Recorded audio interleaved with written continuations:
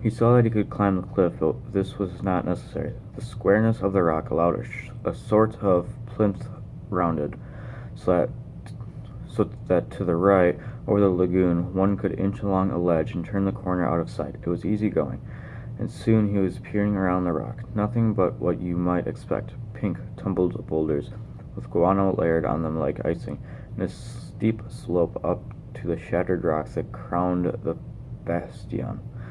A sound behind him made him turn. Jack was edging along the ledge. "Couldn't let you do it on your own." Ralph said nothing. He led the way over the rocks, inspected a sort of half-cave that held nothing more terrible than a clutch of rotten eggs, and at last sat down, looking round him and tapping the rock with the butt of his spear. Jack was excited.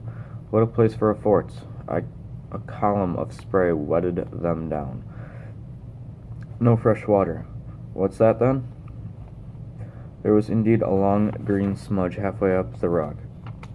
They climbed up and tasted the trickle of water. You could keep a coconut shell there, filling all the time. "Not me. This is a rotten place." Side by side they scaled the last height to where the diminishing pile was crowned by the last broken rock. Jack struck the near one with his fist, and it grated slightly. "Do you remember?" Consciousness of bad times in between came to them both. Jack talked quickly. "Shove a palm trunk under that, and if an enemy came, look. 100 feet below them was the narrow causeway, then the stony ground, then the grass dotted with heads, and behind that the forest." "One heave," cried Jack, exulting, and whee! He made a sweeping movement with his hand. Ralph looked toward the mountain. "What's the matter?" Ralph turned. "Why?" "You were looking." "I don't know why." "There's no signal now, nothing to show." "You're nuts on a signal." The taut blue horizon circled them, broken only by the mountain top. "That's all we've got." He leaned his spear against the rock stone and pushed back 2 handfuls of hair. "We'll have to go back and climb the mountain. That's where they saw the beast." "Beast won't be there. What else can we do?"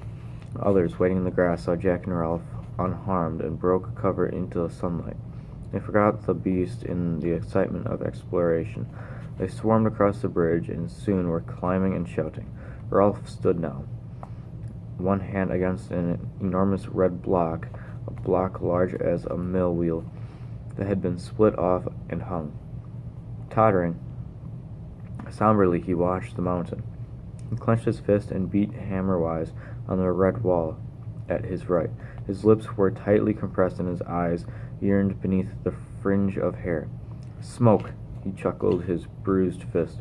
"Jack, come on!" But Jack was not there. A knot of boys, making a great noise he had not noticed, were heaving and pushing at a rock. As he turned, the base cracked and the whole mass toppled into the sea, so that a thunderous plume of spray leapt halfway up the cliff. "Stop it! Stop it!" His voice struck a silence among them. Smoke. A strange thing happened in his head. Something flittered, and there, in front of his mind, like a bat's wing, obscuring his idea. Alright, so that was chapter 6, page 106 and 107, and part of 108 in Lord of the Flies.